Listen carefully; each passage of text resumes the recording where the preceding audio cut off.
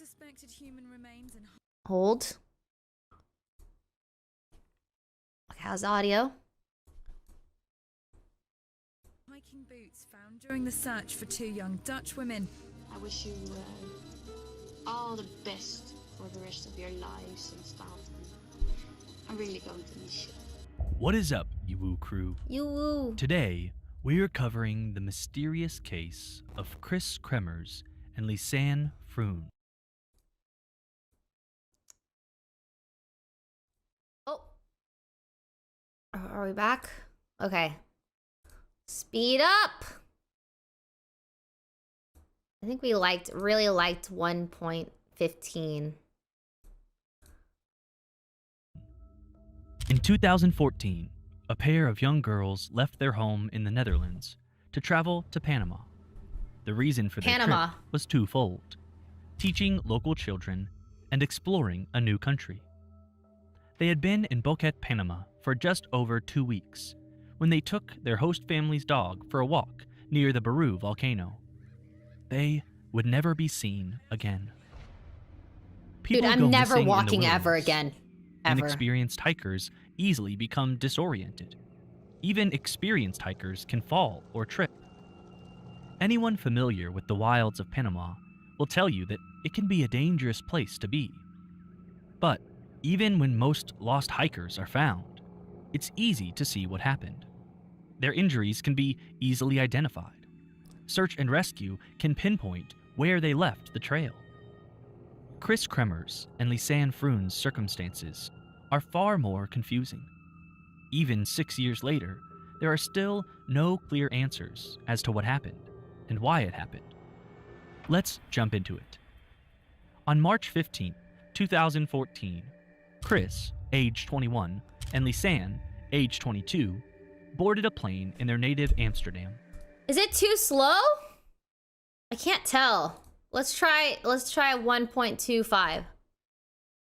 The plane's destination? Costa Rica. Oh, this is nice. From Costa Rica, the girls would travel on the Bocas del Toro in Panama. Yeah, this is nice. And then take a boat to Isla Colon, where they spent 2 weeks learning a little Spanish and seeing the sights. It was the beginning of their gap year, which they had been planning and saving for over a year. They're so pretty. Though they had attended the same university, they had actually met while working at a restaurant in Amersfoort. As they had become friends, Chris had convinced Lisanne to move into the same student residence. Their gap year approached, and Chris, having traveled to South America previously with her family, suggested that they try Panama. Not only would there be opportunities for backpacking and swimming, two things both of the girls enjoyed doing, they could learn Spanish and volunteer at local schools. Their friends and family had readily donated money for toys and supplies that Chris and Lisanne planned on bringing to the children in Panama. They were scheduled to start volunteering at a school on April 1st, so they arrived in their final destination, Boquete, on March 29th. Though they had received an email on the 26th, that was at 4 p.m. PST, that they were supposed to start work on the following Monday, the staff of the school where they had planned to volunteer told them that they couldn't accommodate them that week, and they would have to try again next week. They were deflated. Even though their plans had only been pushed back a week, both of the girls seemed to take this disruption badly. As they were leaving the school, their plans dashed. Lisanne texted her parents, "I am really very disappointed." Having been turned away from the school, they made their way to a suburb of Boquete, Alta Boquete, where they met up with their host family. Their host was Miriam Guara, who would frequently host international students in an adjoining house with its own entrance. I'm scared. Only days later, when the girls disappeared, she would tell the media that the girls seemed smart, shy, and restless. She reported that even though they had limited Spanish, they had managed to communicate that their plans had changed and they had another week off before they started work. They had asked Miriam what sites and activities she recommended, but had eventually resorted to asking for help from the Spanish language school they attended. Together, they put together a few days of sightseeing, hikes, and fun. By April 1st, the Tuesday of the following week, however, they had already climbed the volcano near Boquete and taken a tour of a nearby coffee plantation, and were running out of new and exciting things to do. They spent most of Tuesday morning trying to decide what to do. Eventually, they decided to hike the Pianista Trail, a popular path frequented by dog walkers. Here's where things get a little fuzzy. Fuzzy. Facebook posts from the morning of April 1st by both Lisanne and Chris state that they were planning on walking around the city that day. However, Chris sent her boyfriend a text on Tuesday that said they were planning on going on a hike. This small inconsistency is pretty easily explained away. Their plans changed. A taxi driver said that he dropped the girls off at the trailhead sometime after 1:30 p.m. However, pictures on both of their phones indicated that they had probably started their hike at around 11 a.m. Again, maybe this is easy to explain. The taxi driver was simply I'm mistaken. never going on a hike ever again. In the pictures on their phones, the girls are dressed for a short hike, in tank tops and shorts. Both are carrying backpacks, but when those backpacks were retrieved weeks later, they would be found to contain only a single water bottle, some snacks, a single passport, their phones, and a digital camera. They clearly were not planning to be out for more than a few hours. Oh. When the girls did not return home that evening, their host family was concerned. Miriam reported that they searched Alta Boquete for Chris and Lisanne, but decided to give them the benefit of the doubt. They were young. Maybe they were just out late, having fun. The alarm was not raised until April 2nd, when they failed to show up for an appointment with a tour guide. Oh. The tour guide contacted the host family, who confirmed that the girls appeared to have never made it home the previous night. The guide then reached out to the Spanish language school, and it was the school that finally contacted Lisanne and Chris's parents and the police. The search for the missing students did not begin until April 3rd. By April 6th, there had been no sign of either of the girls. Their parents enlisted detectives in the Netherlands, and together they flew to Panama. Despite a $30,000 reward and a 10-day search, it would be months before any sign of the girls was seen again. They were just gone, vanished without a trace in a foreign country. Their parents were despondent. Had they just gotten lost? Had they encountered a dangerous animal? Most frightening of all, had they encountered a dangerous person? 10 weeks after they set out on their ill-fated hike, a local woman appeared at the Boquete police station with reports of a mysterious blue backpack. She said she had found it on the bank of a river near Alto Romero. This was nearly 5 miles from the Pianista Trail, and over 10 miles from where they were staying on Boquete. 10 miles. It was quickly identified as Lisanne's backpack. The woman had been to that same location near the river only a single day prior, and had not seen the backpack, leading investigators to believe that it had washed up the night prior. However, when they arrived on the scene and actually looked at the backpack, they had found it and its contents to be dry, despite the fact that it had been raining heavily for weeks, and the assumption that it had been carried so far from the girls' last known location by the river. Not only was it not wet, it looked brand new. This seemed impossible, considering that it had ostensibly been sitting out in the humid Panamanian rainforest for more than 70 days. The contents appeared to be untouched, though the items offered few clues as to what happened.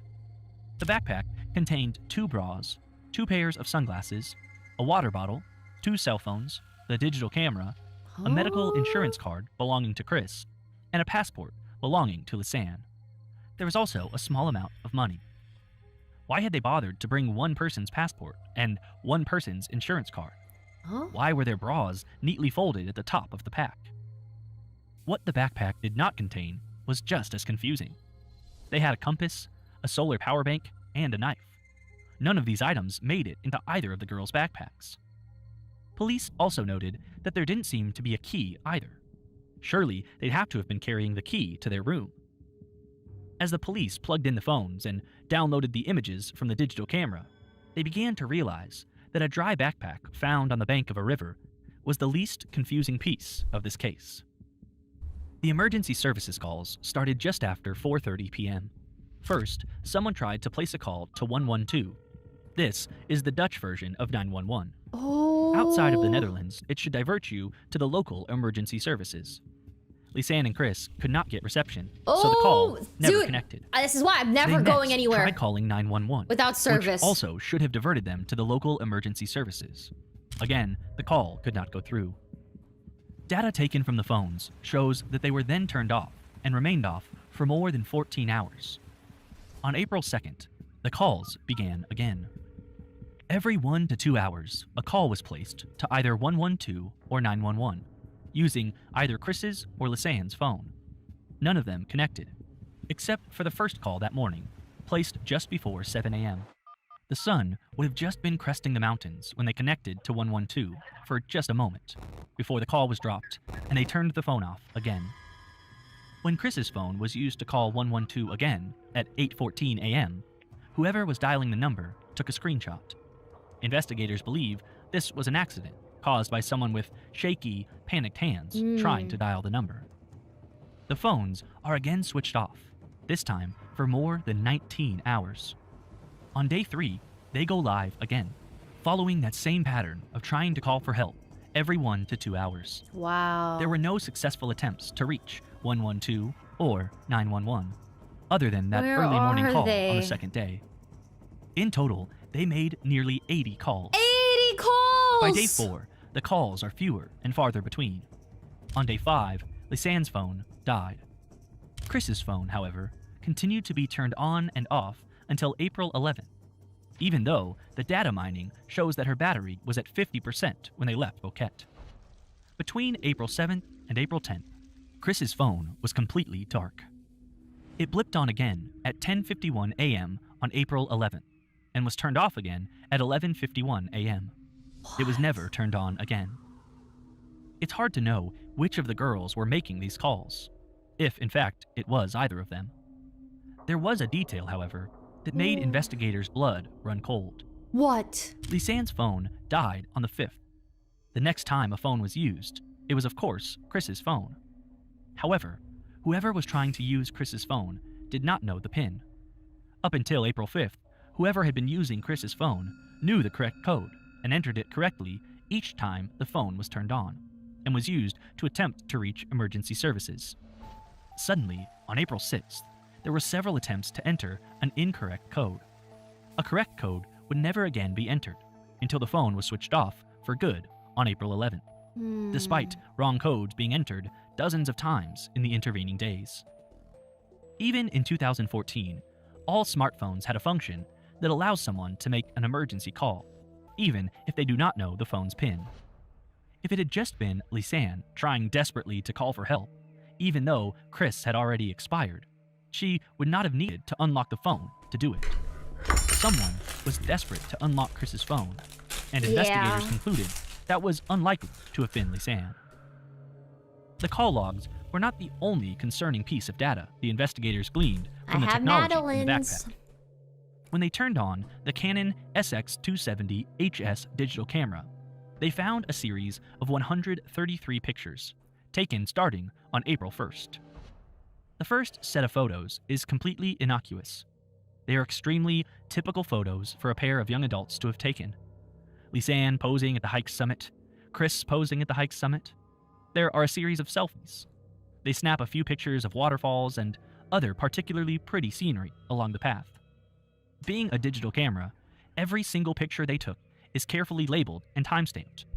All of these pictures of two smiling girls are taken before 1:30 p.m. It appears as though they did not turn around and head back down the trail when they were finished taking pictures, even though this is what signs on the trail and online guides recommend. Instead, they forged ahead, having read that there were a few waterfalls on the other side of the summit. The last picture, taken on April 1st, before 2 p.m., is of Chris in a small gully, surrounded by moss-covered rocks and thick vegetation. What follows are a series of pictures that become more mysterious the farther the investigators scrolled into the camera roll. First, there is a picture of Chris taken from behind, at a considerable distance.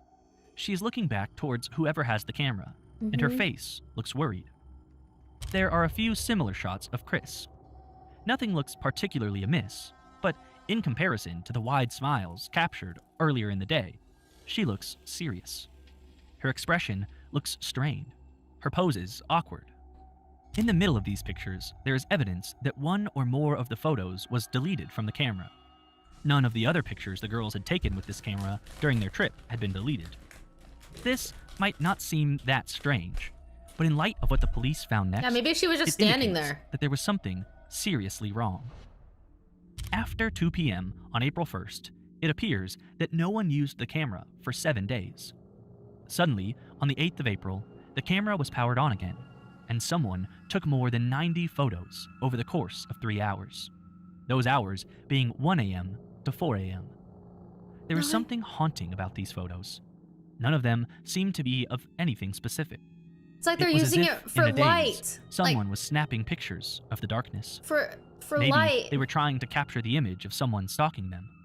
Maybe they were simply trying to use the flash as a light. No theory completely explains this set of photos. In the pictures, you can see jungle, a dirt path, or rocks, illuminated by the camera's flash. Some may be an attempt at illuminating a path, though it seems unlikely. A camera flash in the pitch darkness would probably blind someone rather than help them see. Other images are much harder to parse. Some seem to be pictures of the sky or of a plant sticking out of a rock. One particularly disturbing image appears to be just the back of Chris's head, with just the hint of blood in her hair. Several of the pictures appear to have light orbs and other light artifacts. None seem to have been taken while moving. Almost all have a disorienting perspective.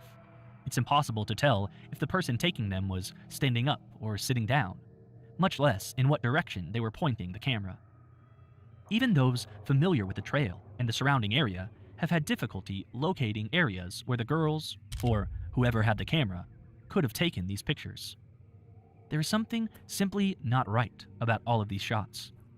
Pictures taken at night are naturally unsettling, yes, but the odd angles and unrecognizable terrain make these photos especially troubling. After the backpack was found, locals were able to quickly locate a set of remains.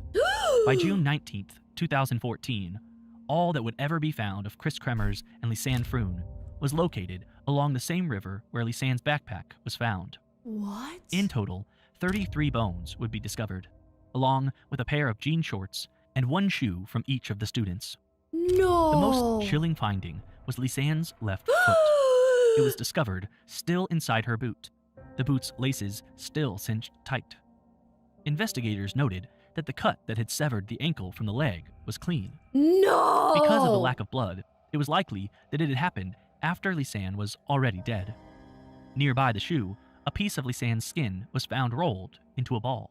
What? The other notable discovery was half of a pelvic bone. It would be identified as Chris's pelvic bone. What While happened? all of Chris's bones seemed to have been picked clean and bleached by the hot sun, Lisanne's remains showed less decomposition. I really want you to know that I really like you guys. What None of the happened? remains provided much information about what happened to the pair, especially because the bones themselves were so scattered. The official story is that Chris Kremers and Lisanne Froon fell to their death crossing a monkey bridge during their hike. A monkey bridge is a flimsy bridge made of 3 wires that does, admittedly, look very easy to fall from. But there is no evidence that the girls ever made it to this dangerous part of the trail. Investigators have since modified this story, claiming that maybe Chris fell, either from the bridge or while trying to climb the wall of the gully captured in their pictures. This would have happened in the mid-afternoon on April 1st. Chris held on until April 5th or 6th, both girls calling for help to no avail. Chris either passed away or sank into a coma. By the 8th, Lisanne was disoriented and desperate. There were only a few hours of battery life left on Chris's phone. She didn't know the code. All she could do was take a picture of Chris, dead or dying, and the surrounding area, hoping to be able to lead search and rescue back to her body and hike until she could get better reception. It was simply a hiking accident, largely the fault of the girls themselves, who went past the safe part of the trail and into the jungle of Panama. This theory doesn't explain the sheer glut of pictures taken in between 1 a.m. and 4 a.m. Locals also claim that it is very difficult to get lost in this area, as there is a network of well-marked trails. Many who knew the girls also claim that they would never be stupid enough to attempt to cross the monkey bridge on their own. The explanation spurs more questions than it answers. How did Lisanne's backpack turn up dry and perfectly preserved on the bank of a river 10 miles away? More chillingly, who erased the picture on their camera? And who was trying to unlock Chris's phone relentlessly for 5 days? Why did they stop taking pictures for 7 days? How Why was her didn't they foot attempt to cut? send any text messages? Yeah, the foot. Why did they only ever try to call emergency services and not their parents, boyfriends, or host family? Dick Steffens, a criminalist hired by the Kremers and Fruins, guessed that the pictures might have actually been an attempt to signal someone. Perhaps the girls were stuck, either immobilized by injuries or subdued by someone, and were trying to use the flash of the camera to signal passing planes or vehicles for help. He also noted that the remains found along the river seemed to be far too clean to have decomposed naturally. And why were some pieces of Lisanne found intact, like the rolled up strip of skin? Why were their bras folded up and stuffed in the backpack? To this day, no one has been able to offer a That's theory so that weird. comprehensively explains the evidence gathered by police. Some have claimed that the orbs in many of the nighttime photos indicate the presence of ghosts. This is a huge catch-all bucket that could explain the erratic behavior of taking the photographs. A much more likely, but still frightening possibility, is that the girls wandered off the trail and into someone who recognized them as vulnerable. They were clearly not from Panama, and while they were both fit, were small and could have been easily overpowered. Maybe this attacker let them keep their phones, knowing they wouldn't be able to get reception. Maybe they ferreted them away and hid them when he was around. Perhaps Chris expired first, and it was Lisanne desperately trying to open her friend's phone to call someone. Anyone. Maybe they'd gotten a picture of him on their camera, which he deleted. The reason Chris began to look concerned was that they had just encountered a frightening individual. He might have even been the person taking the photos, forcing them to pose as if nothing was wrong. That's weird. And all those pictures, taken in the early morning hours of April 8th, were Lisanne trying to signal into the darkness that she was alive and needed help. After she died, probably on the 11th, after Chris's phone was switched on and off for the last time, their killer stripped and scattered their bones and possessions, hoping no one would ever find enough of either girl I to don't identify like them, that. or, at the very least, identify We don't know what to them. happened. No matter what happened, whether the girls were stalked by a supernatural entity, were attacked by a wild animal, hunted by a human monster, or simply got lost or injured and could not call for help, the image painted of their last days is terrifying. Alone in the wilderness, their clean water running low, food in short supply, knowing that they were going to die, knowing no help was coming. Imagine having your phone and trying desperately to call for help, knowing that each time you switch it on and the call does not connect is another precious bit of battery you've wasted. You can't save your friend. You have to watch her die. Oh my god. You can't even unlock her phone to try to call your parents. This is All you can do sad. is dial emergency services over and over, knowing the call will never go through until you two die. What the? It must have been a special kind of torture. I want you to know that I really like you guys.